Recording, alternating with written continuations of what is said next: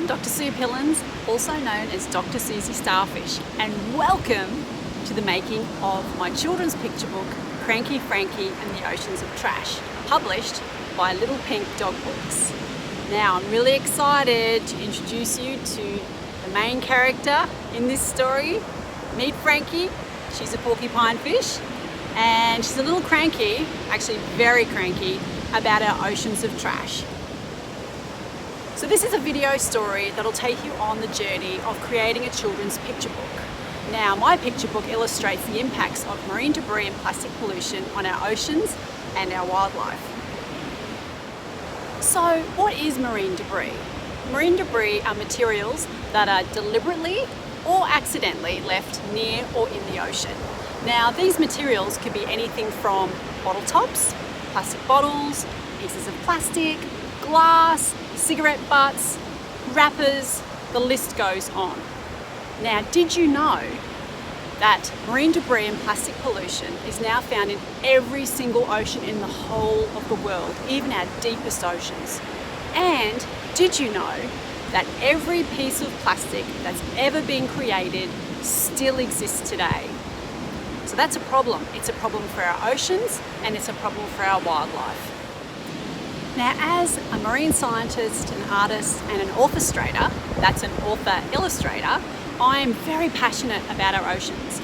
I'm passionate about protecting them, and also I'm really passionate about protecting the wildlife that lives in the oceans. So my story is based on science, but it's also filled with messages of hope and solutions that you and me can be the change we want to see in the world.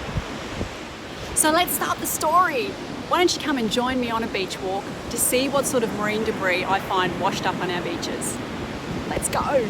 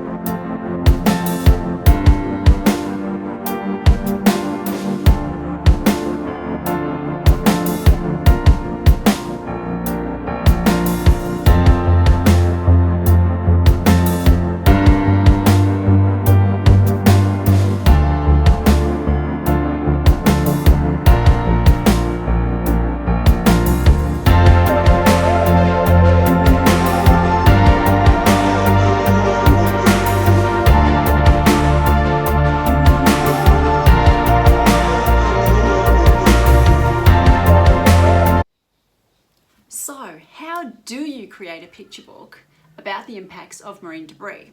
Well, firstly, it starts with an idea. Now, my idea was that I was getting so cranky every time I walked along the beach. I could see all of this rubbish, all of this marine debris and plastic pollution washed up on our beautiful beaches and floating in our oceans. So I wanted to write a story about that. And funnily enough, this light bulb, this idea, floated right up onto the beach in front of me. So from that idea, you then need to get the ideas out of your head and put them on paper. Okay, and that's a really important step. The story can stay in your head, but it needs to be put down on paper to become a story.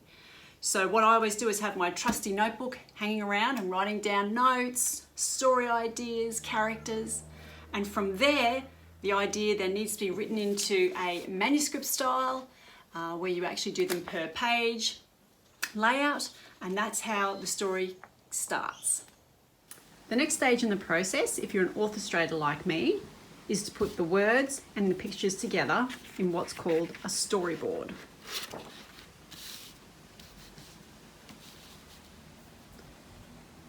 The storyboard helps to bring the story to life through a 32-page structure, as you can see here. Now, the storyboard is a very important part of the process as it helps to visualize the words as a picture book, as the pictures help to tell half of the story. The next step is the illustration process. This brings the pictures to life.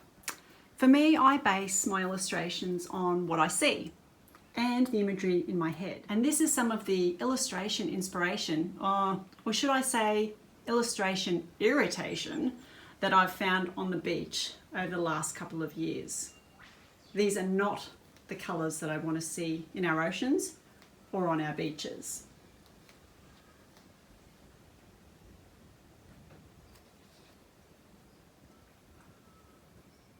From the illustration inspiration to how the illustrations are created.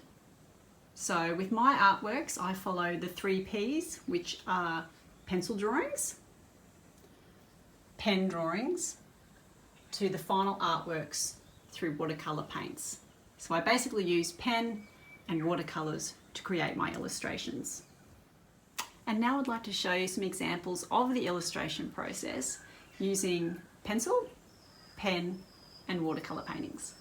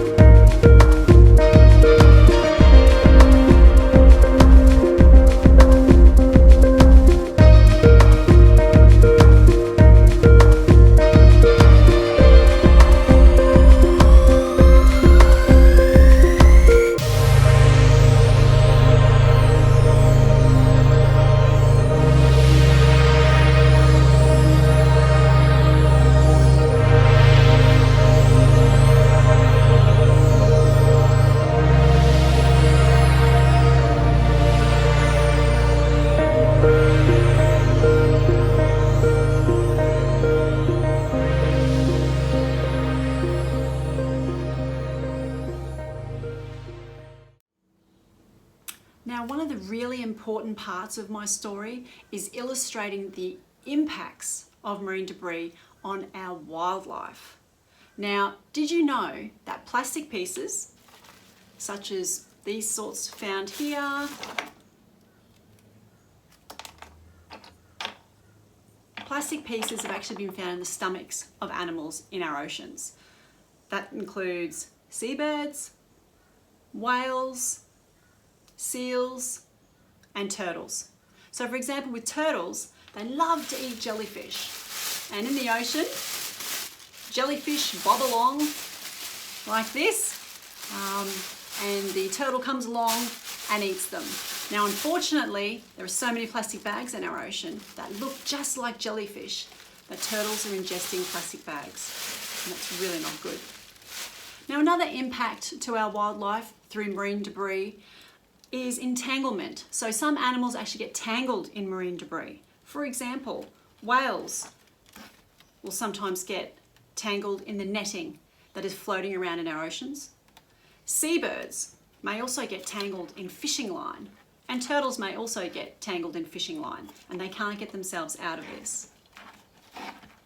Another example of the impacts of marine debris and plastic pollution on our wildlife is that there is now so much plastic floating around in the ocean, washing up on beaches, that this sort of plastic ends up becoming home for some of our wildlife, which is very, very sad and not something that I like to see. So what I've tried to do in my book is to illustrate the impacts of marine debris and plastic pollution on our wildlife. And what I'd like to do now is show you some sneak peeks of these illustrations.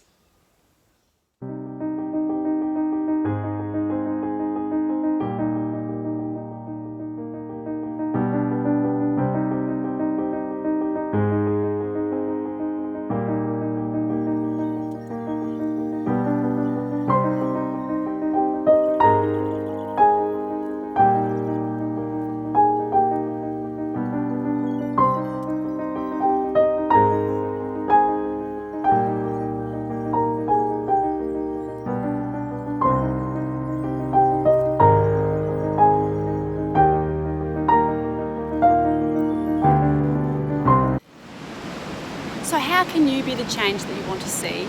And what is the solution to plastic pollution? Well, it's quite easy. There are 3 things that you can do.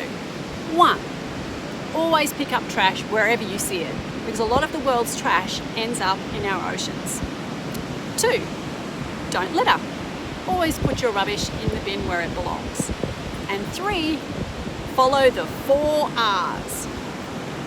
Reduce, reuse, recycle, and refuse. So how do we do that? Well, for example, instead of using lots of plastic bags all the time, what you can do is use reusable bags, like this one here. So you can reuse and recycle. Now, instead of using lots of plastic bottles, plastic cups, what you can do is use a reusable cup. Pretty easy. And refuse plastic wherever you can. Well, I hope you've enjoyed this video story of the making of Cranky Frankie and the Oceans of Trash. Now, as an author-illustrator, I love diving into stories and I love illustrating important ocean issues such as marine debris and plastic pollution.